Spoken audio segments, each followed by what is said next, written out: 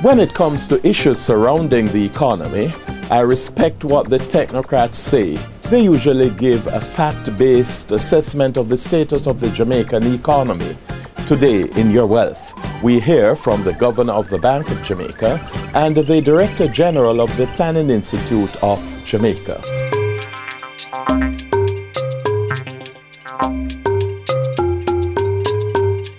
The week ended August 23, 2012 was an interesting period for the Jamaican economy. Both the Director General of the Planning Institute of Jamaica and the Governor of the Bank of Jamaica held their quarterly briefings commenting on critical areas of the economy, including growth and the foreign exchange situation. On August 21, Director General of the Planning Institute of Jamaica, Dr. Gladstone Hutchinson, noted the anemic performance of the economy. The economic performance during the April to June 2012 period was relatively flat, with projected growth of 0.1%. This outturn reflects a general weakness in the economy due to the effects of global and domestic economic developments. This GDP outturn occurred against a background of a relatively stable macroeconomic environment, mainly reflected in better than expected fiscal deficits on behalf of the government, which is very critical to our ongoing discussions with our partners in our fund, and continued moderation of inflation. For the April to June 2012 period, the inflation rate was 1.5% compared to 2.9% for April to June of last year. The island's fiscal deficit also attracted Dr. Hutchinson's attention. The fiscal deficit for the April to June 2012 period was $8.8 billion, which was $1.35 billion lower than budgeted. GDP growth of 0.1% was below the projected range of 0.5 to 1.5%, which we announced in our last press briefing. Larger than expected contractions in value added were recorded for some key industries.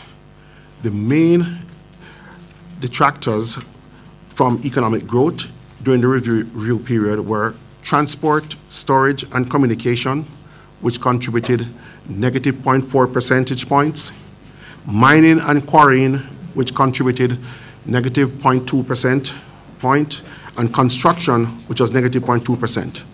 Combined, these industries detracted 0.8% point from GDP. 2 days later, on August 23, 2012, Bank of Jamaica Governor Brian Winter, who deals with monetary policy, commented that with sustained strong fiscal performance, the current budget should result in a reduction of the deficit from 6.2% of GDP to 3.8%. The achievement of these targets is contingent on the announced tax measures yielding the budgeted revenue. Provisional data for the June quarter indicate that the performance of the fiscal accounts surpassed the budget. In particular, the bank is encouraged by the fact that the fiscal deficit for the quarter was 0.6% of GDP compared to a budget of 0.8%. And the primary balance was in line with the budget target. The reason for the difference relates to interest costs, which were lower than budgeted. The implementation of a strong budget and the achievement of the targets bode well for the economy, given the need to reassure investors, international rating agencies, and the International Monetary Fund and other multilateral partners that the government is committed to a policy of fiscal prudence and debt sustainability over the medium term. The central bank governor, like his counterpart in the Planning Institute, is forecasting continued anemic growth in the Jamaican economy in coming quarters. In the context of the forecast for continued weakness in domestic and global demand, as well as the austere fiscal policy, The bank is projecting that output growth will remain weak for the remaining quarters of the fiscal year. In particular, growth for the September quarter is expected to be largely similar to that of the June quarter. As such, the full fiscal year is projected to be relatively flat in terms of growth in this fiscal year. That is somewhat less than the range. In fact, we've been looking at 0 to 1% for the full fiscal year, and it's looking like we'll be nearer to the bottom of that particular range for this current fiscal year. The foreign exchange system came under pressure in the April to June quarter, and indeed beyond, mainly due to the inadequacy of net capital inflows to cover higher net demand for currency transactions. The central bank made monthly forays into the net international reserves, averaging over $44 million to ease the situation, something which some speculate could continue until a deal is inked with the IMF. Governor, in the absence of an IMF agreement, which you have acknowledged will help to stimulate investor confidence, do you see the bank making forays averaging $44 million monthly into the NIR to continue to shore up the Jamaican dollar? And how sustainable is this? No, I don't have any such, I don't look ahead in that way. And I would not react to what amount of reserves and what we will do in intervention. We will react to the markets depending on the conditions. I think it's important to observe that I mentioned the adjustment in the June quarter of 1.58%. In July, we saw some further movement, under 1%, about 1%. And in August, we've really not seen much movement, a large amount rather, at all. Several factors are going to come into force. So what I spoke earlier in response to Camilo's question, we're talking about the full picture. But when you get into day-to-day, week-by-week, there's several factors that impinge.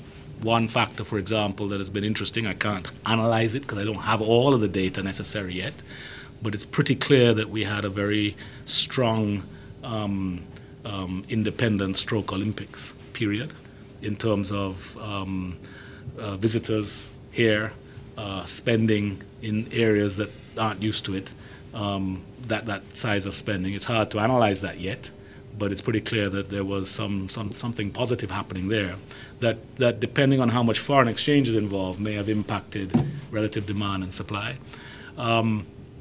You also have certain seasonal factors that we have to work with, such as people prepare for the Christmas season.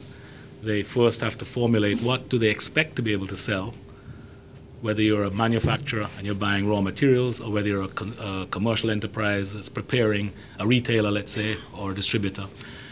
Those calculations people are doing based on their view of growth. Then they have to buy the product and get it in at a price. So you'll have seen some effect in the last few weeks, 2 months, let's say, of people, entities getting concerned about their profit margins in the Christmas period, what they're likely to be if the price moves. So they react defensively, or you could say proactively, to secure the foreign exchange before the price moves to where they fear it would move to.